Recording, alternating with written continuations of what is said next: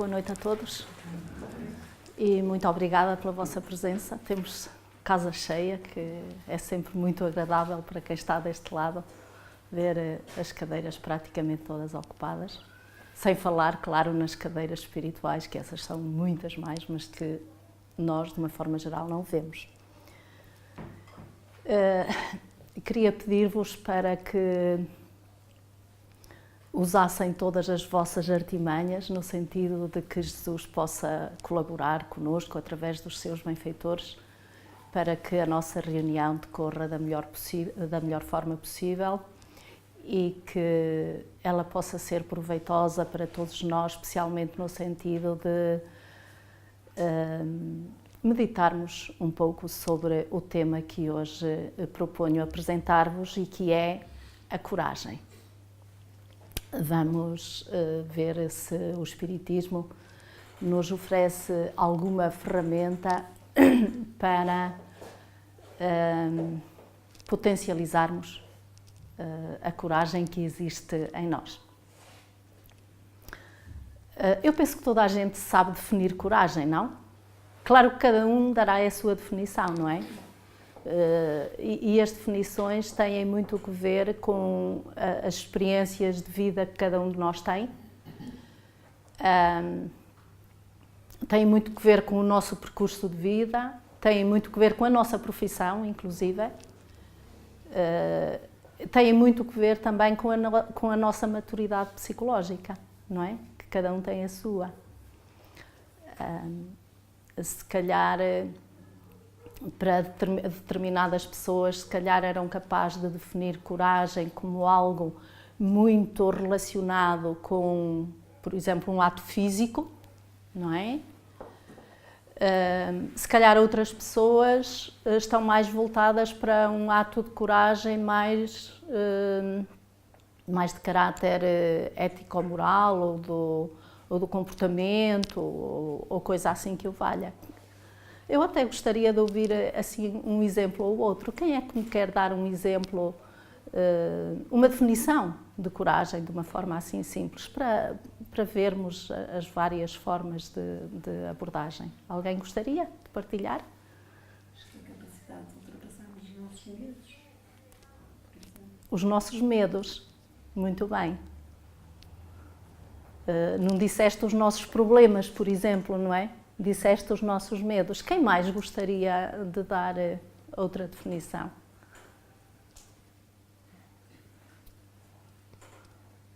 Mais ninguém? Toda a gente está com receio de partilhar? Não tenham. Com medo de partilhar? Com falta de coragem de partilhar? Uma mais simples, o de estarmos aqui. Desculpa? Uma mais simples, a de estarmos aqui. Olha, ainda por cima a ouvir-me a mim, que é um ato de coragem daqueles. Eu queria dizer também. Portanto, das definições que ouvimos, que não foram muitas, realmente têm muito mais que ver com a tal segunda abordagem, não é? A abordagem não física. Mas ambas são atos de coragem. Se eu perguntasse, por exemplo, quem é que aqui já teve atos de coragem? Claro que toda a gente teve vários na vida, não é? Uns que conseguiram ter efeitos positivos, quer dizer, que conseguiram ganhar a coragem, outros que se ficou um bocadinho mais à retaguarda, outros um bocado nem muito por aí, não é? Mas, de facto, todos nós temos essa centelha, esse grão de mostarda, essa semente, se quisermos, dentro de nós. Nós esquecemos-nos muitas vezes, e eu estou a falar por mim, eu esqueço-me muitas vezes, eu até podia falar no singular, mas se calhar assim é mais abrangente, que saímos das mãos de Deus. Nós saímos todos das mãos de Deus, não é? Nós somos criaturas de Deus, somos filhos de Deus. e esquecemos-nos desta realidade no nosso dia-a-dia, nos embates com a vida, etc. Esquecemos-nos desta realidade. É evidente que há pessoas que nem sequer cogitam sobre Deus. Isso já é outra questão, não é? Já, pronto, é outro percurso, é outro caminho. Mas nós, que temos a certeza da existência de Deus, não é? Tal como dizia Jung, uma vez perguntaram: tu acreditas na imortalidade da alma? Ele disse: não, eu não acredito na imortalidade da alma. E toda a gente ficou muito admirada com isso, porque ele era um médium potente, foi contemporâneo de Kardec, como sabemos, e escreveu muito.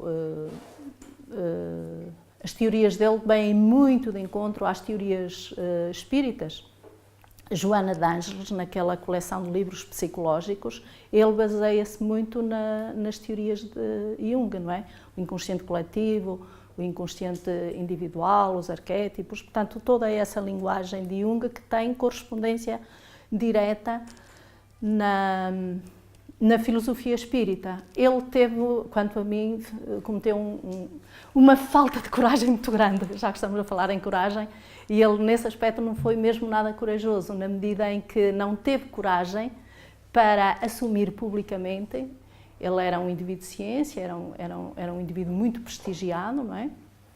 No seu tempo, como cientista, como psiquiatra que era, e não teve a coragem necessária para assumir a sua mediunidade, para assumir o seu estudo do espiritismo. Ele estudou profundamente o espiritismo, mas nunca teve coragem de revelar isso publicamente. E então, a coragem que ele teve foi de, portanto, formar a sua própria filosofia, que é exatamente a base da filosofia espírita, só que lhe deu outra terminologia, por falta de coragem. Mas eu já não sei a propósito disto. Desculpem lá. Bom, mas não interessa. O que interessa é que a gente vá conversando, que é o mais importante. Provavelmente queria chegar a algum lado. Então... Ele não acreditava na imortalidade. Não, sim, sim. Acreditava, mas depois respondeu. Sim, mas eu queria chegar ao outro lado quando meti o Jung, não interessa. Obrigada de qualquer forma pela... Ele disse, desculpa lá, ele disse que não acreditava porque tinha a certeza, não é? Muito obrigada, era exatamente isso. Então, portanto, ele disse, perguntaram: então acredita na imortalidade da alma? E eu: não, nem pensar. Eu não acredito na imortalidade da alma. E toda a gente ficou muito espantada com isso. E ele disse: porque eu tenho a certeza da imortalidade da alma, não é? Então nós somos os herdeiros da felicidade, não é? Somos os sortudos da felicidade, porque nós também não acreditamos, nós temos a certeza da existência de Deus, não é? E da imortalidade da alma. E então, nesse sentido, nós que temos a certeza, esquecemos-nos de que saímos das mãos dele, de que somos criaturas dele e que temos todos nós, em potencial, os atributos que, de alguma forma, atribuímos a ele, que ele tem de uma forma infinita, ilimitada. E reparem, são atributos, nomeadamente a coragem, por exemplo, que nós fomos ganhando ao longo do nosso processo biológico da evolução, não só como seres humanos, mas ao longo de toda a nossa evolução anímica, passando pelos vários reinos da natureza, onde em cada um deles fomos aprimorando as várias características específicas a cada grupo, não é? Quando pertencíamos ao reino, a nossa evolução estava no reino vegetal, nós aprimoramos determinados sentidos, determinadas capacidades, não é? Próprias daquele estado. No reino animal outras, no reino a que pertencemos agora outras, e assim sucessivamente, porque não é aqui que nós terminamos. Não é? Então, muitas vezes nós temos a tendência para nos diminuirmos em relação a alguém que conhecemos, que achamos que tem mais potencialidades do que nós. É mais corajoso, é mais inteligente, é mais bonito, é mais rico, é mais não sei o quê, é mais não sei o que mais. Portanto, nós estabelecemos muito termos de comparação com os outros e esquecemos-nos de facto desta grande verdade, é que nós saímos todos igualzinhos da máquina, não é? Que depois, sem dúvida, fomos aprimorando e dizemos assim, aquele indivíduo é que é corajoso. Opa, o que ele fez eu não conseguia fazer. E não é verdade, não é? Primeiro, porque nós nunca sabemos a capacidade que nós temos perante as situações. Todos vós, na vossa vida, somos todos adultos, não é? Todos vós já passaram por situações que, analisadas a posteriori, não é? Olhando para trás, disseram assim, meu Deus, mas como é que eu consegui fazer aquilo? Parece impossível. Fogo, não era eu, com certeza. Nós espíritas até achamos que fomos ajudados por espíritos, e fomos, certamente, mas ajudados. Mas o mérito é nosso, fomos nós que arregaçamos as mangas, não é? Fogo. Quem me dera ter a coragem que aquele indivíduo tem. Olha, que ele conseguiu fazer isto assim, assim, assim.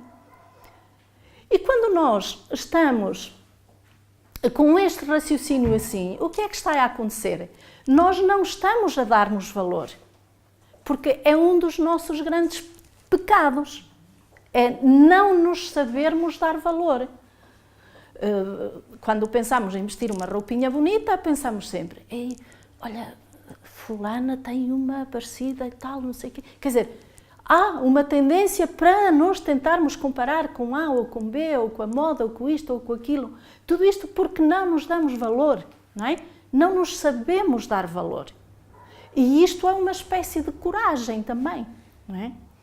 Então, quando nós admiramos, e nisso não há mal nenhum, não é? Nós admirarmos determinadas pessoas por determinados feitos de valentia, ou de coragem, ou disto ou daquilo, não há mal nenhum, porque isso até pode ser um motor propulsor, não é? Para que nós avancemos um pouco mais. Mas nunca no sentido de acharmos que não somos capazes, de acharmos de nos diminuirmos, não é? Sempre no sentido contrário. Então, mas eu vou ser capaz. Posso não ser no final, não é? No final, se calhar até me enganei, mas eu devo partir do princípio de que sou. E não, eu não vou ser capaz. Aí não vai ser mesmo. Porquê? Porque já está derrotado à partida, não é? A gente tem de ir sempre pela positiva. Não, eu vou ser capaz. E vou envidar todos os esforços para que isso seja possível. No final, se não foi mesmo como eu queria, paciência, foi uma experiência e depois na próxima vai ser diferente. Reparem, isto faz toda a diferença na nossa vida. Entendermos que eu tenho toda a coragem que eu quiser ter, seja para o que for. Porque só perante aquela determinada situação é que eu vou tirar a prova dos novos. E de repente, e na maior parte das vezes, eu fico admirada com o próprio resultado. Vejam se não é verdade. A todos nós já aconteceu isso. Nós ficamos admirados, especialmente se nós nos empenharmos nessa tarefa. Não é? Na tarefa de eu vou para a frente, não é? Eu tenho de ir. Eu gosto muito de comparar a nossa vida, não só aqui na Terra, mas especialmente aqui na Terra, e que me perdoem os amigos desencarnados, mas falarei para nós, embora possa ser perfeitamente adaptável. Gosto muito, dizia eu, de comparar a nossa vida a um rio. Eu adoro rios. Gosto muito de praia fluvial, não gosto de praia marítima, não gosto muito de mar, não sei porquê, cada pessoa tem os seus gostos e eu tenho os meus, mas rio e verde para mim é a minha paisagem de eleição. Eu então gosto muito de comparar a nossa vida na Terra como um rio. Não sei se todos vocês já tiveram a oportunidade, sei lá, a gente vê o Rio Douro, os rios grandes, os da nossa cidade, o da minha é o Rio Tâmega, aqui em Braga não há rio, há um ribeirito e tal.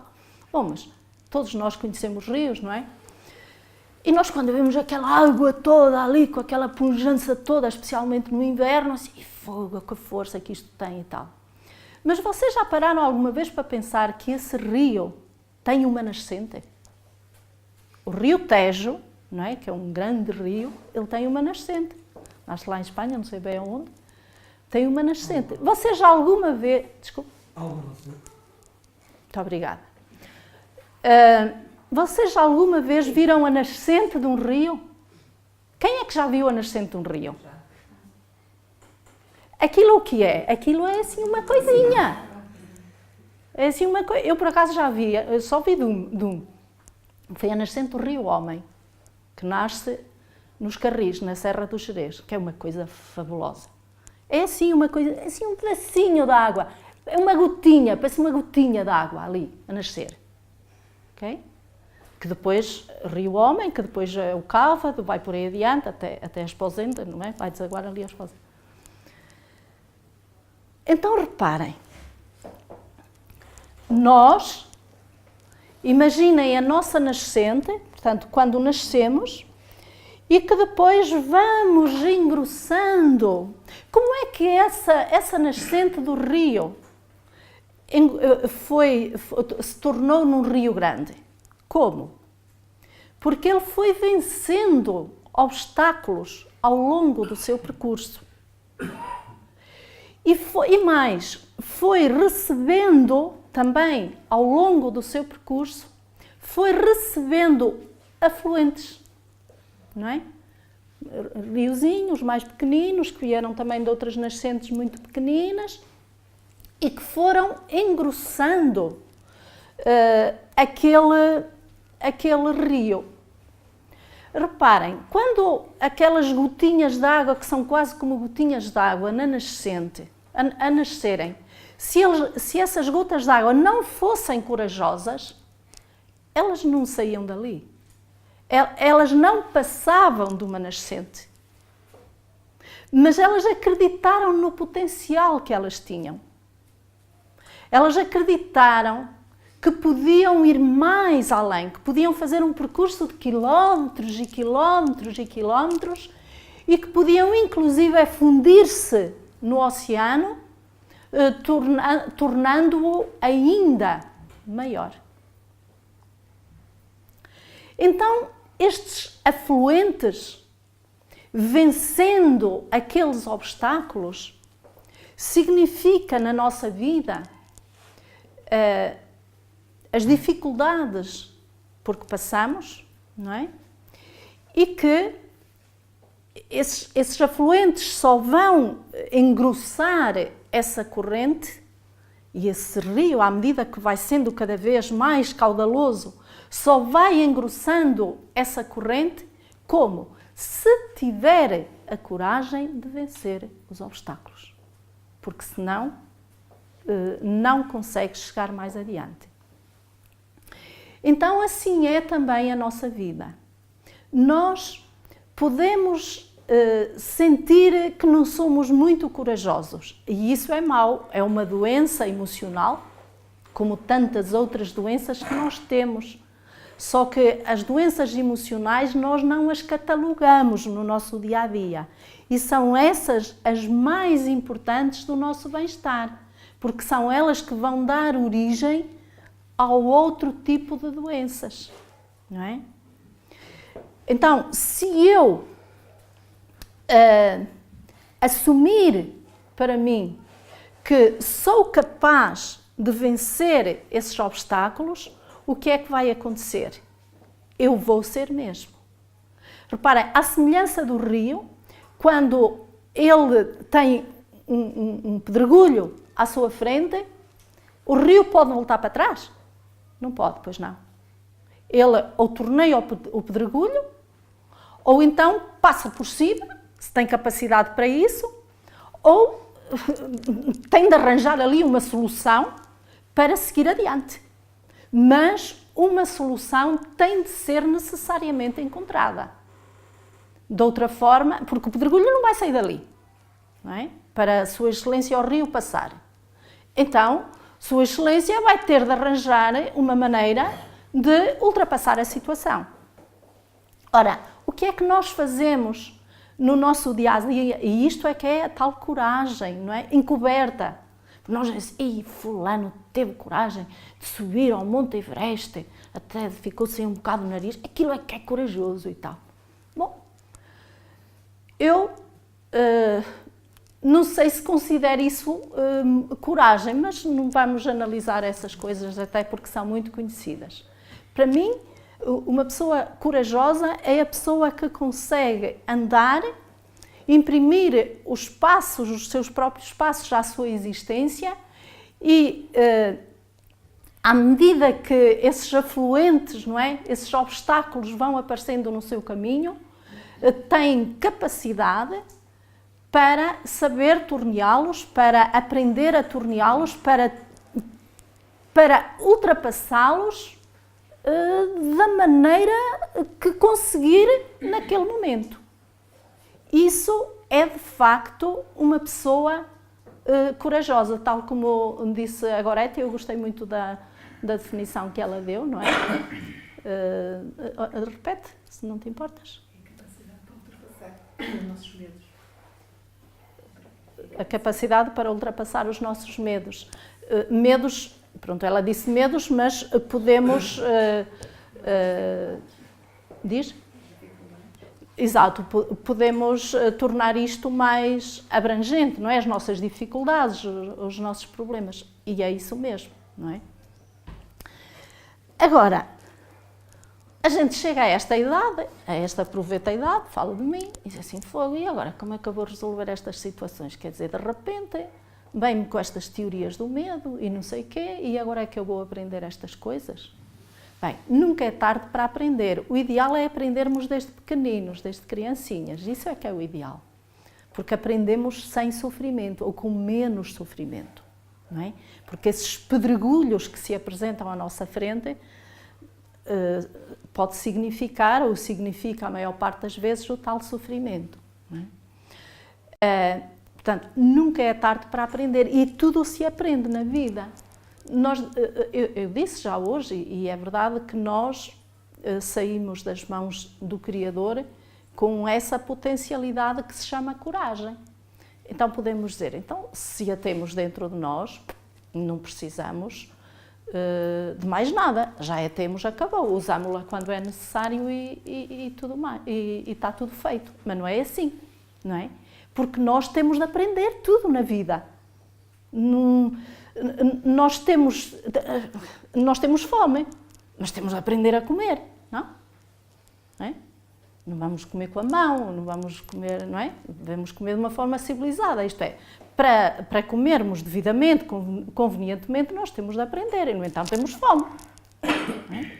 Quem diz comer, diz beber, diz qualquer outra coisa.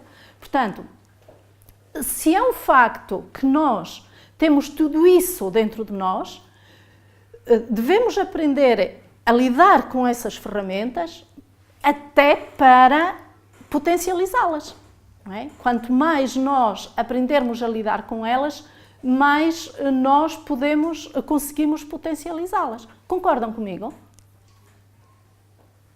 Concordam ou não? Sim, concordo. Sim. Porque muitas vezes nós achamos que é um dado adquirido, que não precisamos de mais nada, não precisamos de fazer mais nada, porque aquilo é assim, pronto, acabou, é assim desde o princípio do mundo. Não, não é verdade. Então, o Espiritismo, essa ferramenta ótima de conhecimento, que nos mostra que somos um espírito imortal, que somos um ser interexistente, não é? Viemos de ontem, somos hoje e seremos amanhã, é isso que quer dizer. O amanhã quer dizer para sempre, ad eterno, não é?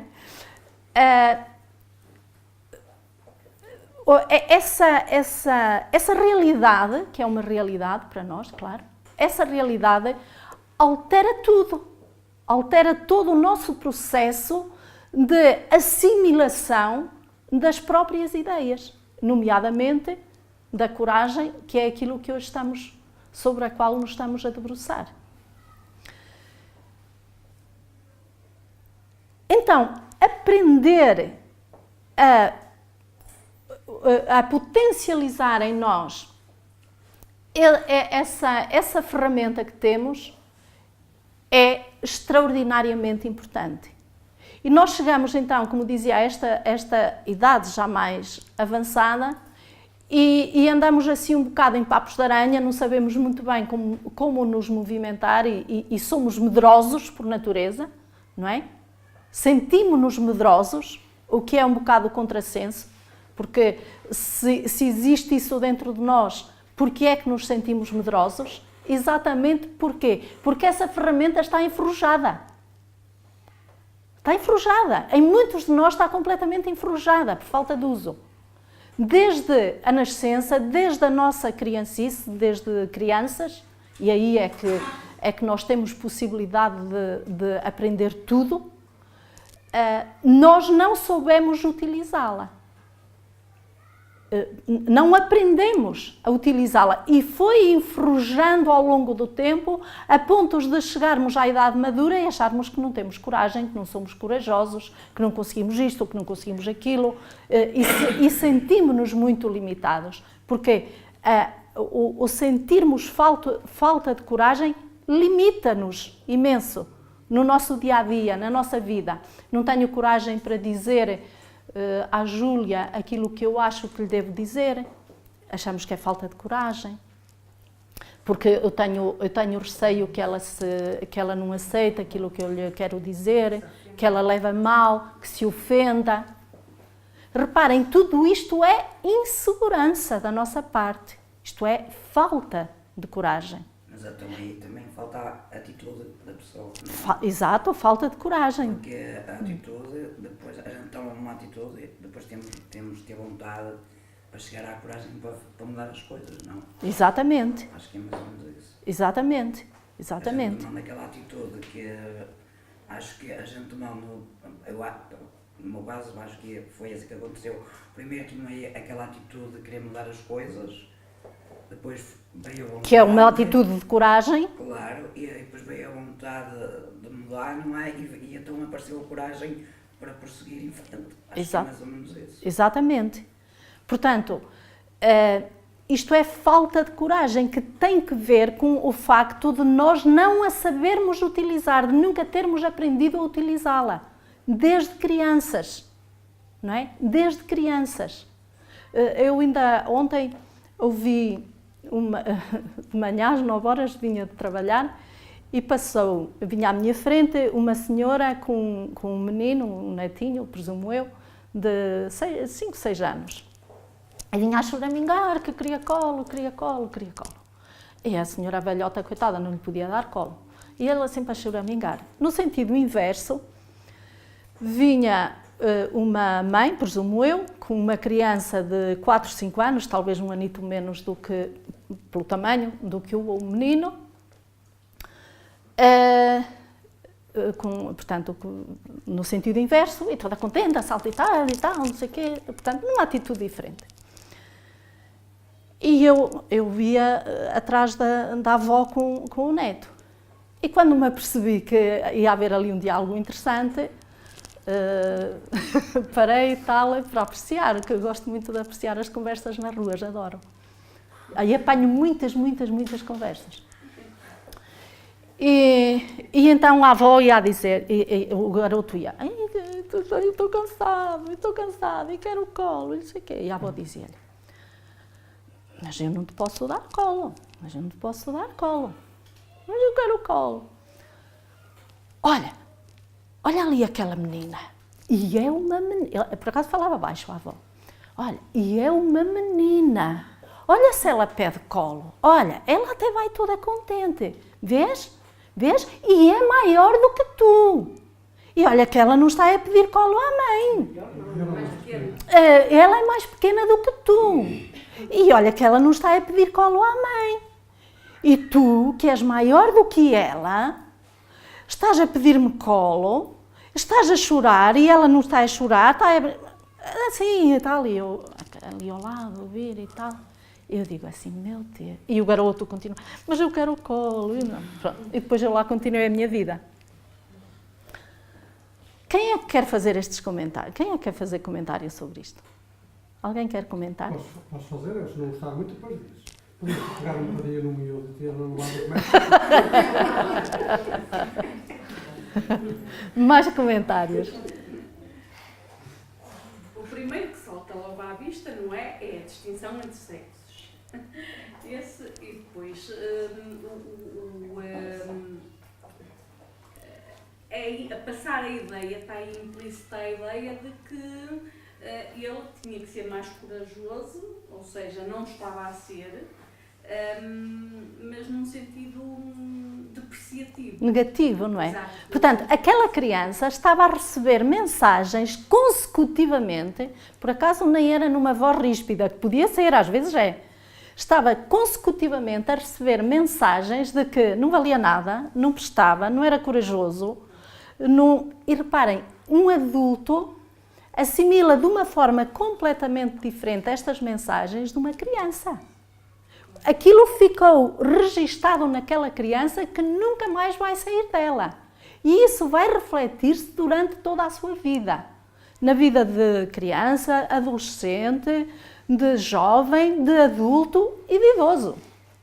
Porque nós, se somos o reflexo das várias encarnações que tivemos até agora, quando estamos encarnados, ao nível consciente, somos muito mais o reflexo do aprendizado desta encarnação. Porque não está ainda tão mergulhado no nosso inconsciente, a maior parte das coisas. E essa criança, ela pode esquecer-se, eventualmente, quando tiver 10, 15, 20, 50 anos, deste episódio. E, em princípio, vai esquecer-se. Mas ele está lá marcado, está lá registado. E ele não vai... portanto, este episódio, aparentemente sem importância nenhuma, durou mais tempo a conversa, mas não valia a pena estarmos aqui. Sem importância nenhuma, teve uma importância fundamental na constituição, na personalidade, digamos assim, daquela criança, daquele ser humano, que um dia vai ser adulto, não é? Portanto, aquele miúdo, e reparem, aquele miúdo não recebeu só naquele momento, não é? Já recebeu antes e vai continuar a receber. Aquela avó, em princípio, ainda vai durar uns anos. A mãe provavelmente também é esse tipo de educação, ou esse tipo de ideias que incute. E reparem, não é aquela mãe, é a maior parte das pessoas. Então nós, hoje, adultos, somos o reflexo disso. E é por isso que assumimos este comportamento. E é por isso que eu dizia há pouco, e que me lembrei deste exemplo para ilustrarem, que temos essa tal ferramenta do medo enferrujada. Porque, se calhar, nunca a usamos. Aquela criança, não é? Esse tipo de medo, não é? Porque de coragem, há muitos tipos de coragem. Esse tipo de coragem, ele se calhar nunca vai usá-la na vida. E então, quando for adulto, está enferrujada. Ele tem-na, mas está enferrujada. Por falta de uso, não é? Vou partilhar convosco também outro episódio que foi... Posso antes de terminar? Sim. Embora eu, naquilo que eu agora vou dizer, não é discordar daquilo que tu disseste, que eu até concordo plenamente, mas eu vejo ali, na comparação entre a miúda mais nova e o miúdo, também vejo ali que se ela pode, se ela consegue, tu também podes e também consegues. Também não é assim tão negativa aquilo que a avó transmitiu ao neto. Sempre que se a miúda pode, também deu um incentivo que tu também podes. Se ela é capaz, também és capaz. Mas não foi esse o tipo de mensagem que transmitiu ao miúdo, não é? Foi o do tipo, Mas também foi. olha para ela é melhor do que tu, e é mais pequenina, e ela não chora. Portanto, não foi esse tipo de mensagem, não é? mesmo assim, nós nunca, também, e isso ensina-nos a doutrina espírita, não é? Que nós nunca nos devemos comparar com ninguém. Nós somos únicos e nós devemos aprender a desenvolver o máximo possível as nossas potencialidades, sem querer nos comparar com quem quer que seja.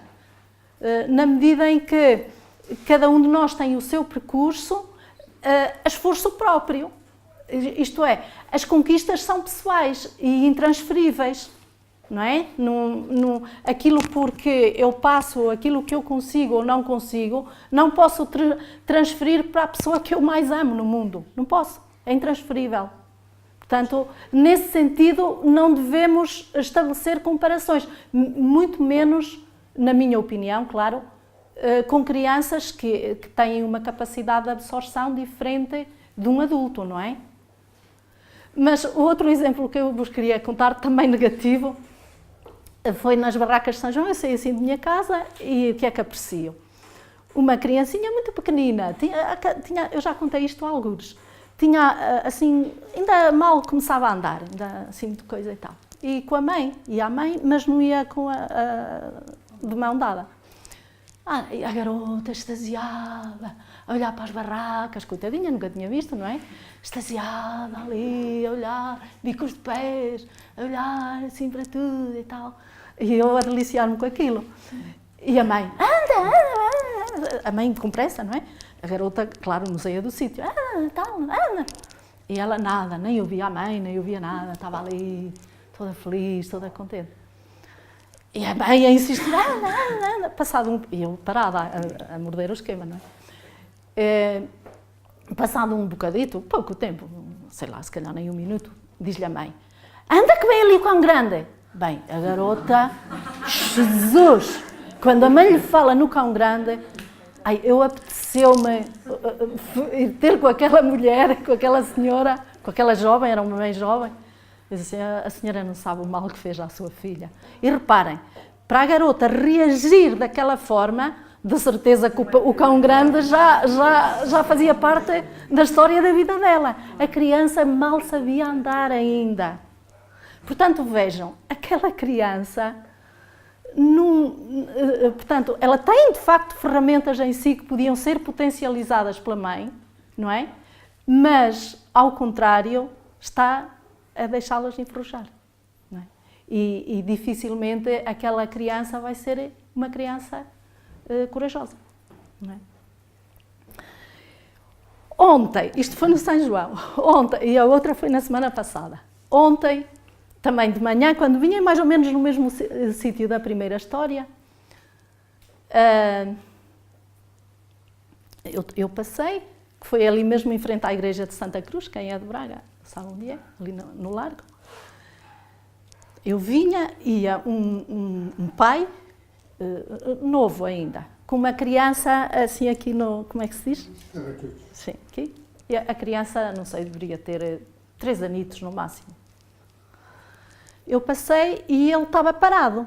O pai estava parado com a criança ali. E no momento em que eu passei, senão nem me teria apercebido e teria sido muita pena, o pai disse-lhe com uma voz serena, mas firme, mais ou menos assim: quando acabares de chorar, avisa-me. O garoto não estava a chorar, estava assim, todo agarradinho ao pescoço do pai, assim, toda coisa e tal. E então, exatamente quando eu passei, o pai disse: olha, quando acabares de chorar, avisa-me. Mais ou menos assim neste tom. E o garoto: não, peço desculpa, foi: já acabaste de chorar? Pois, já acabaste de chorar? E o garoto: não. E o pai parado: olha, então, quando acabares de chorar, avisa-me, que é para a gente continuar a andar. E eu, assim, fogo.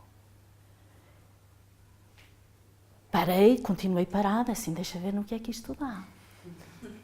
E o garoto lá continuava e tal.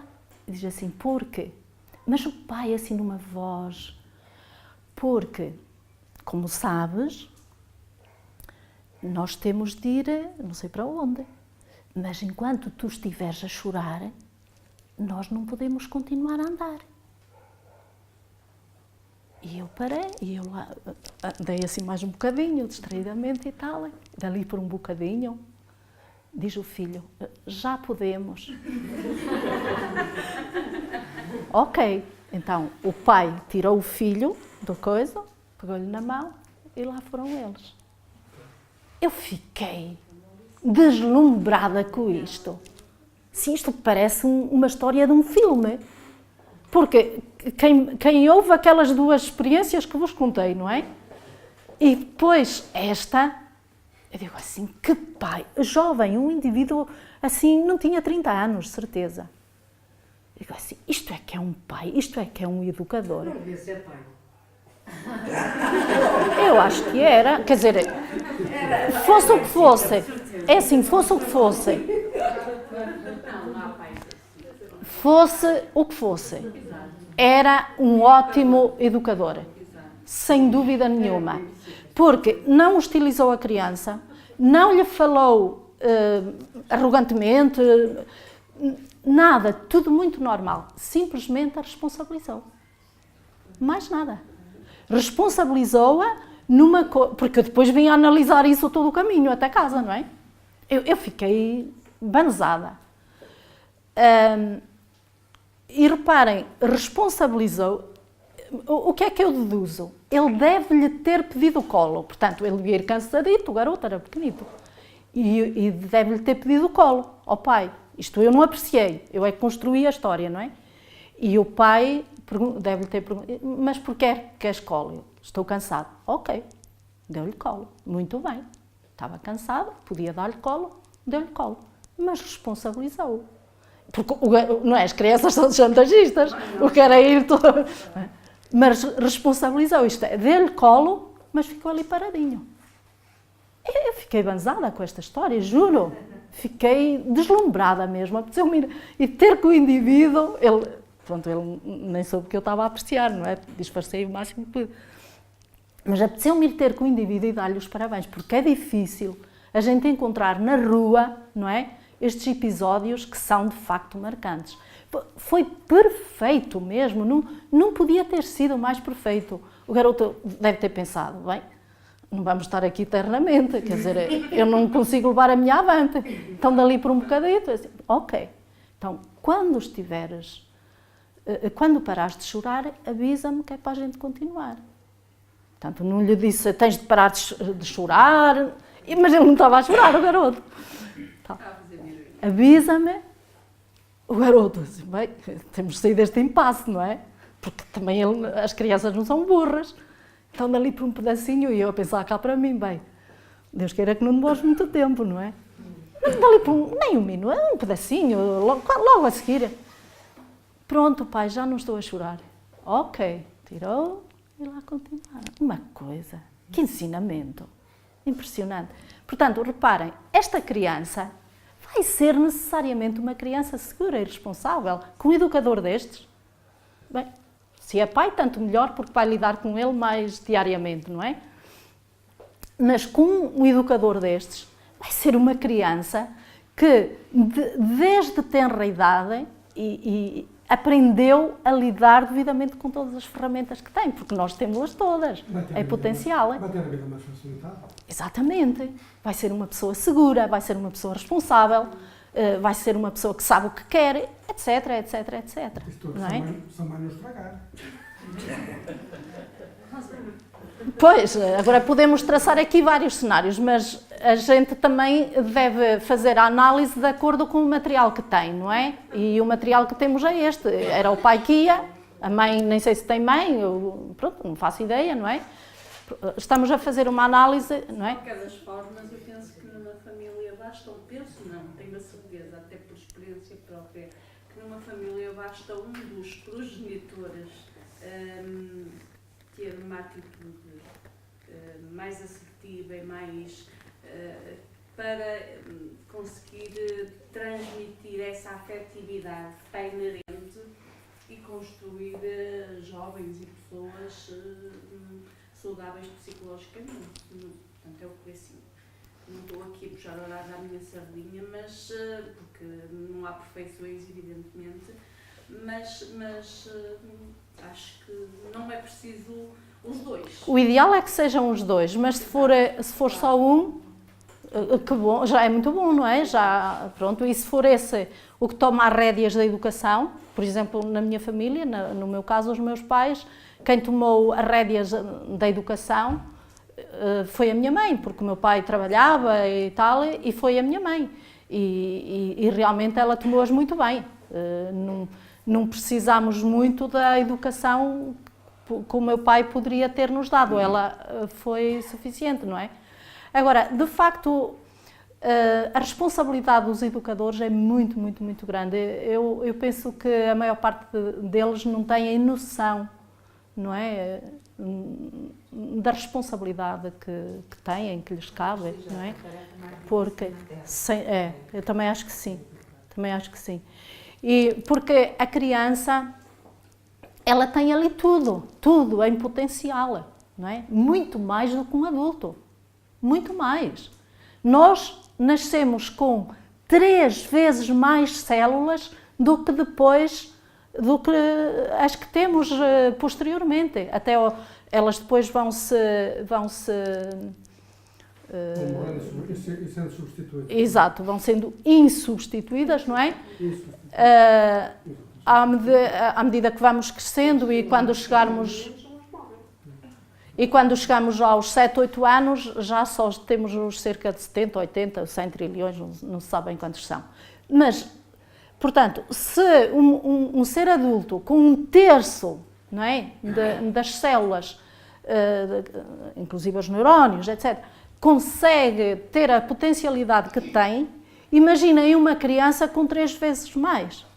Portanto, a criança aprende tudo. Nós, se estamos a aprender matemática, já temos dificuldade em aprender música, se estamos a aprender não sei o quê, uma criança aprende tudo, não é? Tudo o que se lhe quiser ensinar. Aquilo é uma esponja. Até aos 7, 8 anos é uma esponja autêntica, não é? Mas reparem, aprende tudo o que se lhes ensina. Elas não sabem selecionar, não é? Ainda não têm maturidade para selecionar uma coisa da outra. E é por isso que essa idade é mesmo crucial para que essas tais ferramentas que com as quais todos nascemos sejam, de facto, não as deixemos enferrujar. Bastava isso, não é? Não as deixássemos enferrujar. Para que fôssemos adultos responsáveis, seguros, serenos, harmonizados, emocionalmente estáveis, etc. Aquilo que gostaríamos de ser, não é? E que teríamos essa possibilidade. Claro, salvo muitas outras coisas que estão pelo caminho, não é? Inclusive é o património que trazemos de trás, as nossas tendências, mas mesmo as nossas tendências, elas podem ser podadas, não é? Podem ser encaminhadas. Estão a ver uma árvore, pode ir por aqui, vai por ali o galho, não é? Podem ser encaminhadas da melhor forma, não é? Umas cortadas, aquelas que não interessam, as que interessam, mas que desviam o rumo, podem ser direcionadas, não é? E isso compete, de facto, ao adulto. Mas reparem, se o adulto não tem para dar, o que é que vai dar, não é? Aquela avó e aquela mãe, era aquilo que tinham para dar. Claro, foi assim que aprenderam. Exato, não tinham mais nada para dar. Quando não lhe bateu já foi muito bom. Quando deu sapatadas Por exemplo, pois, também se vê isso. Portanto, vamos, nós, enquanto adultos, e agora com maturidade, vamos nós rebuscar por dentro para ver se encontramos, se quisermos, encontramos com certeza aquilo que queremos de facto encontrar. E nunca digamos, eu não consigo, eu não sou capaz, eu não sou corajosa, eu não consigo o que aquela pessoa conseguiu, etc. Porque nós comparamos muitas coisas. Então, por exemplo, nas doenças, nós temos muito a tendência para comparar, não é? temos uma amiga que tem cancro e temos outra amiga que tem. E aquela amiga tem este comportamento assim, assim, assim, assim. E aquela outra amiga tem um comportamento completamente diferente. Vamos dizer, esta tem um comportamento negativo perante a doença e esta tem um comportamento positivo perante a doença, apesar de a doença dela estar mais avançada. Vamos imaginar que é cancro nas duas, é mais complicado ou está mais avançada do que nesta. E às 2x3, esta que estava muito pior melhora e esta que não estava tão mal como a outra piora e até pode, inclusive, acabar por desencarnar. Não é? E reparem, isto é tudo uma questão de atitude, é tudo uma questão de coragem. Porque a coragem, nós demonstramos tê-la precisamente nesses percalços da vida, não é? Mas esses percalços, eles não acontecem quando o rei faz anos, não é? Acontecem no dia-a-dia. Estão sempre coisas a acontecer, precisamente para a gente não deixar enferrujar as ferramentas, não é? Estão sempre a acontecer. E então, é nessas alturas que nós devemos saber utilizar essas ferramentas. É por isso que há pessoas doentes que são saudáveis e há pessoas saudáveis que são doentes. É ou não é verdade? E toda a gente conhece estes dois casos, não é? Há pessoas, toda a gente conhece os dois casos. Eu conheço e toda a gente.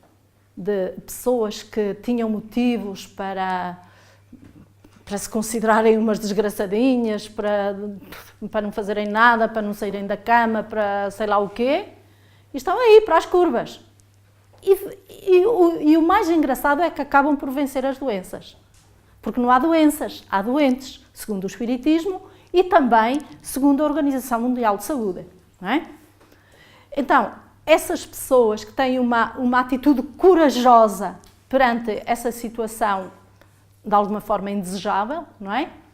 Acabam por vencer esse problema que até era tão grave. E há pessoas que são saudáveis, mas estão sempre doentes. Não há hipótese, não é? Estão sempre doentes. Quem diz sempre, diz quase sempre, para não exagerar. Não é? Também não vamos exagerar, quase sempre. É uma coisa impressionante. Essas pessoas, fatalmente, vão adoecer mesmo, porque isso são experiências, isso são benesses, de alguma forma, que a vida lhes dá para elas dizer, abre lá os olhos, não é? Põe-te fina. A pessoa continua a não se pôr fina e depois vem mesmo a doença, não há hipótese nenhuma, não é? Então aí são doentes e doentes, são doentes ao quadrado, não é? Porque há esses três casos, há doentes que são saudáveis, há saudáveis que são doentes e há doentes ao quadrado. Saudáveis ao quadrado, acho que não. Saudável é saudável, não é? Saudável é saudável. Então, tudo isto é verdade, penso eu, e isto é mesmo a verdade lá para Alice, quer dizer, não se... Diz? Está a comentar a tua imaginação. Que não devia comentar. Portanto, dizia eu, é um bocado a verdade lá para Alice, não é? É assim, não vos disse nada de novo, nem tenho nada de novo para dizer a ninguém. Mas aquilo que de facto eu gostaria, e quando falo convosco, é essa a minha grande preocupação, digamos assim, é pôrmos-nos a pensar, irmos para casa e pensarmos em alguma coisa que fez eco em mim naquilo que eu vi. Uma frase, é evidente que não é tudo o que se disse, naturalmente, não é? Mas se apanharmos uma ideia, um conteúdo, uma sugestão, uma frase, uma palavra que fez eco em mim, isso já é muito importante. E aquilo, pronto, esse é o meu objetivo. E aquilo de facto que eu queria dizer-vos é que nunca duvidem da vossa coragem. Porque no momento em que duvidarem dela... Estás-te a rir, é verdade, eu estou a sentir isto que estou a dizer, senão não dizia. Sim, não digo. Porque no momento... Porque se eu, em algum momento, estou a duvidar da minha coragem, já não vou a lado nenhum. Ok? Então, seja qual for o obstáculo que me aparecer pela frente, aquilo que eu gostaria para mim e para vocês é que nunca duvidassem que o podem ultrapassar, porque tudo se pode ultrapassar. Eu tenho conhecimento de pessoas que passaram por situações de doença considerada incurável, completamente incurável. Mas a pessoa foi corajosa, acreditou e está aí. Portanto, não há nada, se nós quisermos, que nós não possamos ultrapassar. E aquilo que eu vos quero pedir é isso, é nunca duvidem da vossa coragem.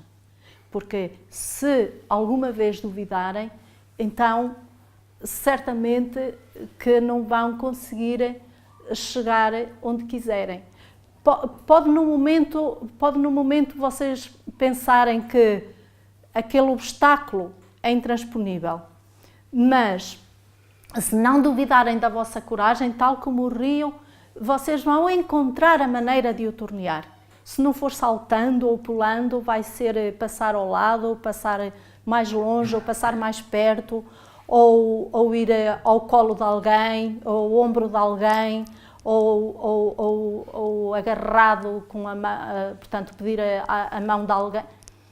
Vai acontecer certamente qualquer coisa que vai ser possível, se nunca duvidarem da vossa coragem, de tornear esse obstáculo, seja ele qual for. E são estes os meus votos para todos vós. E muito obrigada por me terem ouvido.